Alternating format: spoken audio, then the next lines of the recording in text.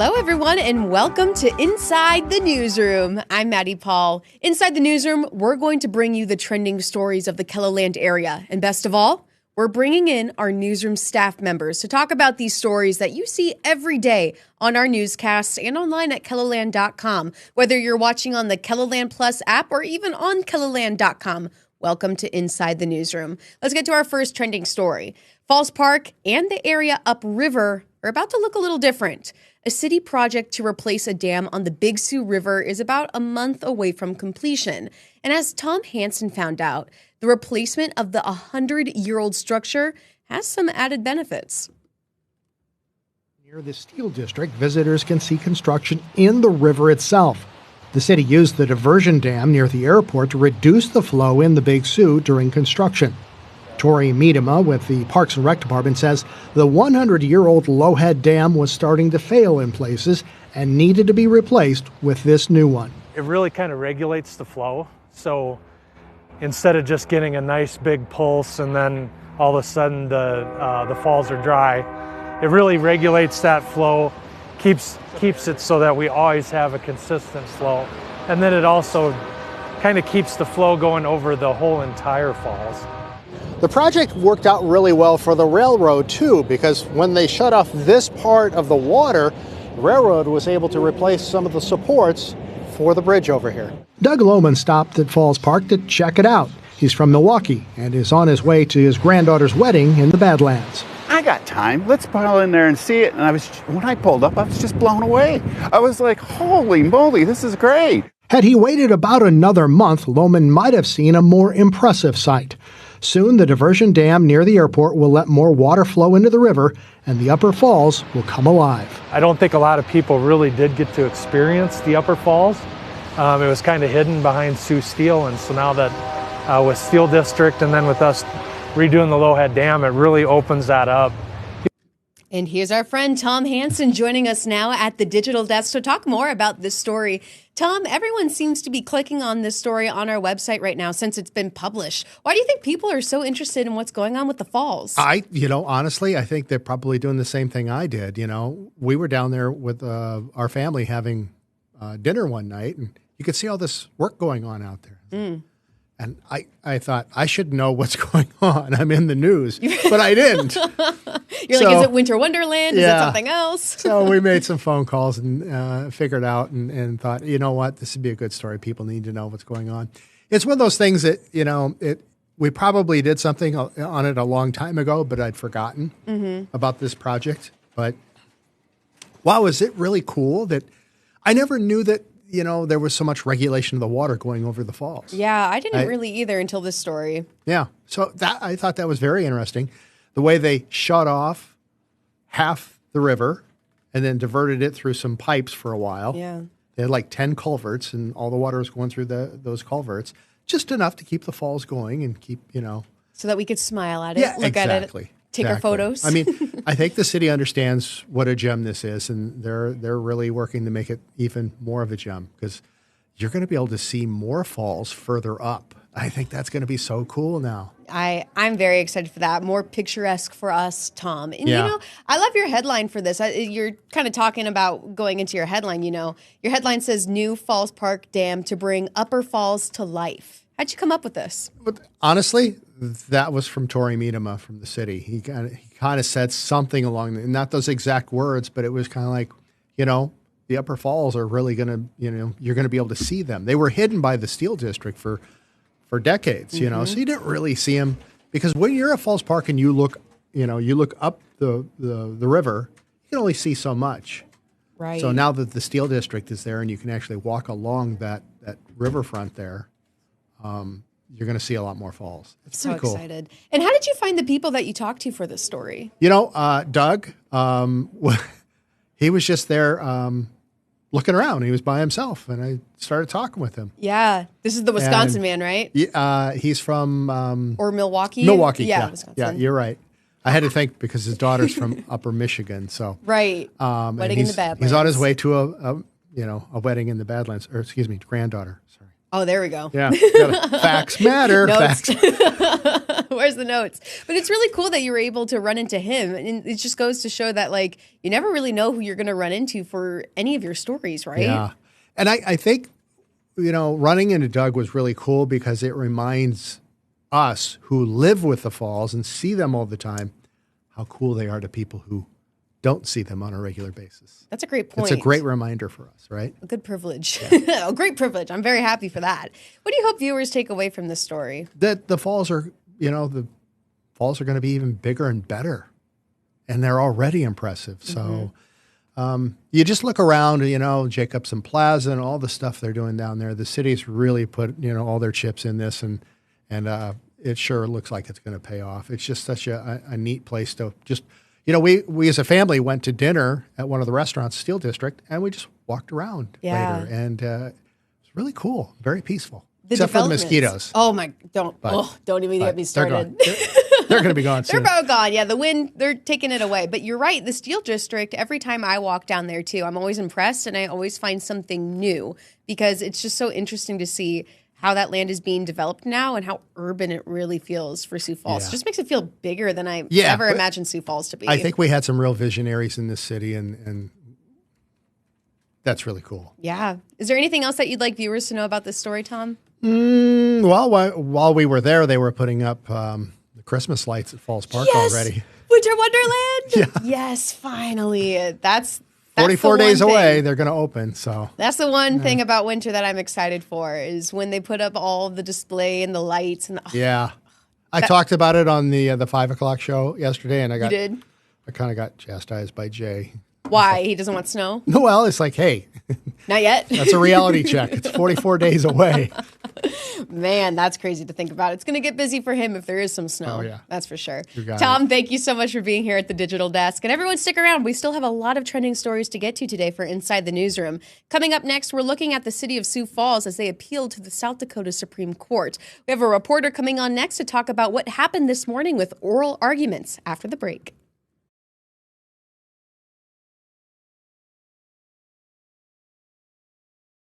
And welcome back to Inside the Newsroom. The city of Sioux Falls gave oral arguments this morning in its case against Johnson Properties, LLC, to the South Dakota Supreme Court.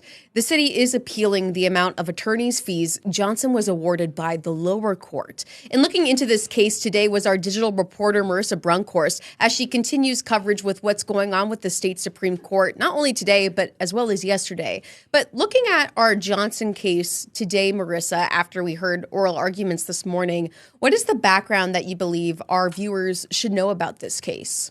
So the case that was appealed to the Supreme Court today stems from a previous judgment where Johnson won. And this has to do with the city took property from Johnson several years ago to complete a construction project on Arrowhead Parkway.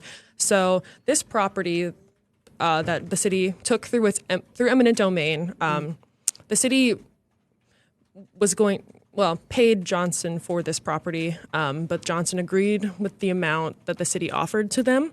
So Johnson wanted more. So they filed a lawsuit, and Johnson won that lawsuit. And the amount was significantly more than what the city initially offered, which means that they are allowed to, in turn, get attorney's fees for their judgment.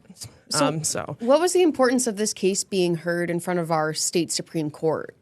Well, I mean, it is the highest court. So in particular, this case has to do just specifically with the amount of attorney's fees that were awarded to Johnson. The city disputes that they disagree in how that calculation was made, essentially. Johnson was awarded the full amount that they were asked, but the city says we got there through the math a little bit differently and through their own legal reasoning. Right. And, you're following up on this case after oral arguments were given this morning. Can we expect a report tonight for KELOLAND News? Yes, I listened into the oral argument this morning. I reported on that and a little bit about the court as well. Easy as that. But what are the next steps for this case after oral arguments are now complete? So the court will draft an opinion, and it will decide whether or not the case will be passed back down to a lower court for review, in which they'll decide whether or not Johnson will get their full attorney's fees or if they will kind of add additional review to that. Marissa, thank you for giving us some details into this case for today, and we'll stay tuned for your report tonight on our KELOLAND newscast. But continuing with our coverage of what's going on with the state Supreme Court, yesterday the justices heard oral arguments in a Black Hawk sinkhole case, and Carly Phillips broke down those details. A 30-foot deep sinkhole broke open in the front yard of this Hideaway Hills residence home in Black Hawk in 2020. Not long after the incident, residents learned their homes had been built on top of an old underground gypsum mine. Today, the South Dakota Supreme Court is hearing arguments from both sides to determine if the state will be liable for damages. Homeowners' attorneys argue the state used poor material to fill some of the mine's cavities when it still owned the property. That allowed various water and other environmental factors to start wearing down the gypsum in that mine. If the state hadn't blasted it open, this sinkhole never would have happened. The state says the alleged damage happened while it still owned the property, making the land public, not private at the time. Attorneys say this means the state cannot be sued for any alleged damage caused while it was state-owned. The state paid money for this property. It paid for the right to perform surface mining and reclaim it to the pasture ground that it had always been. Attorneys add, while the alleged damage occurred when the land was state-owned, the developer was aware of the gypsum mine once they began to sell homes in the neighborhood. Larry Fuss had knowledge, and frankly, Keith Puckenbecker had knowledge. He fell into the underground mine. He fell into a 50-foot hole that was so deep he had to rappel down it so long that he couldn't see the end of it. But the residents' attorneys say that's not the case. The state said, we reclaimed the land. It's safe. And that is not true. It is not safe because there's pulverized gypsum underneath, because the state blasted open the sealed mine. Both parties agree the Supreme Court should determine if the neighborhood community was damaged for public use. And that was Carly Phillips reporting. Again, we'll have more coverage tonight on KELOLAND News about what happened today in our South Dakota Supreme Court with the Johnson case. But coming up next on Inside the Newsroom, Southeast Tech helped its students learn more about awareness around domestic violence. Those details are coming up next on Inside the Newsroom. Stay with us.